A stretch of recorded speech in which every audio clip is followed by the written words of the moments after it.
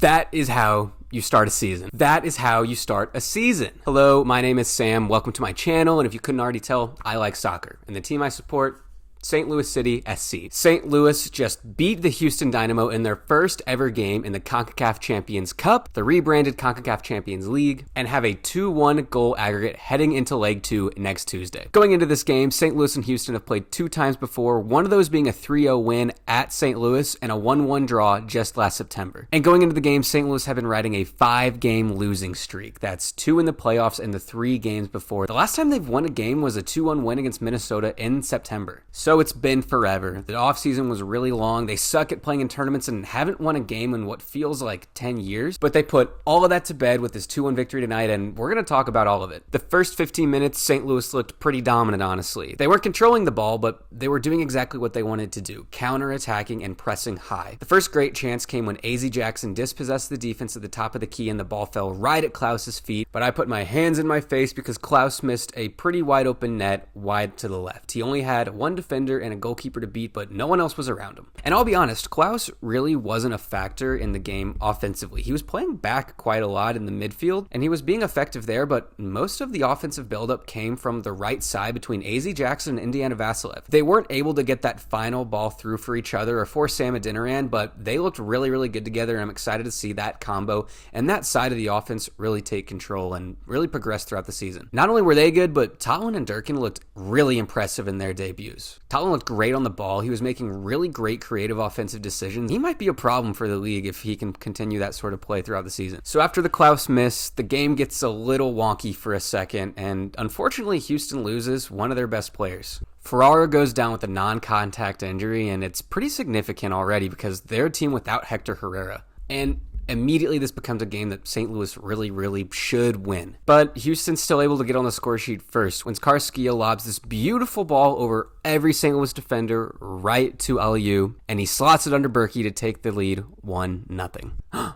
But wait, was this an offsides? No one can really tell if the first initial ball was offsides, but after looking at it closely, Aliou went to play the ball, and he didn't touch it, but I don't know if that's what they were looking at. From the angle we were looking at, he obviously never made contact with the ball, and at that point, he was onside. Now, I don't really understand the rule. Everyone in my group chat was telling me that that should have been a goal, and it probably should have, if I'm being real. Aliou never touched it and was never really close, but if him attempting to play the ball while Carrasquillo was offsides was the ruling, then I don't know if that's a good ruling. VAR wipes it away though, and it's 0-0, and we just got to take our lucky bounces when they come. The game moves on, and there's no real chances up until halftime, and it's 0-0 going into half. Once the second half starts up, though, Houston starts to take control of the game. They're playing St. Louis's game against them. They are attacking. They are pressing. They're dispossessing the ball from us. But St. Louis is able to get the corner, and Tim Parker gets the first goal of the season for 2 years running. Tim Parker's head puts it in the bottom corner, and St. Louis are winning 1-0 in the Concacaf Champions Cup. I got this jersey because he's the first guy who ever scored a goal in St. Louis wearing this exact kit. He is a former Houston guy too, so this was probably a really special moment for him. It's the first ever Concacaf Champions goal for this team. The lead does not last for long, though, as St. Louis gives up maybe the stupidest goal I've seen him give up ever. We have another corner attempt. Parker's playing all the way up at the top, and they're able to break out and get all the way down to the other side of the field. Jean LeBlanc, I don't know what you're doing here, guy. This is really a pitiful defensive attempt. I think he stops prior because he thinks he's keeping someone offsides.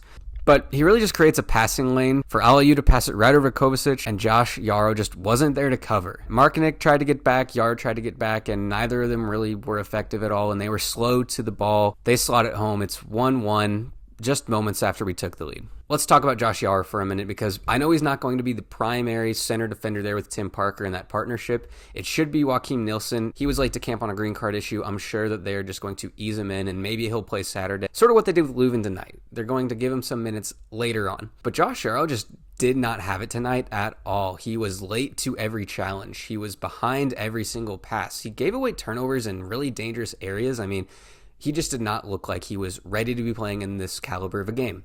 And I want him to be. I'm rooting for him, but just tonight did not prove that I can trust him back there Tim Parker was the rock-solid guy we needed, and Josh Yaro was just scary. He did redeem himself a little bit in the second half. He had a key block on a 2-on-1 that might have led to a tying at that point goal, but overall, he was our weakest link tonight. More substitutions come on closer to the 80th minute. We finally get a good look at our super draft pick that people have been hyping up all offseason, Jose Kajima. His moment came and he did not let it go. Kajima gets the ball at his feet, takes the ball off of the defender right in front of goal, and slots it in the corner.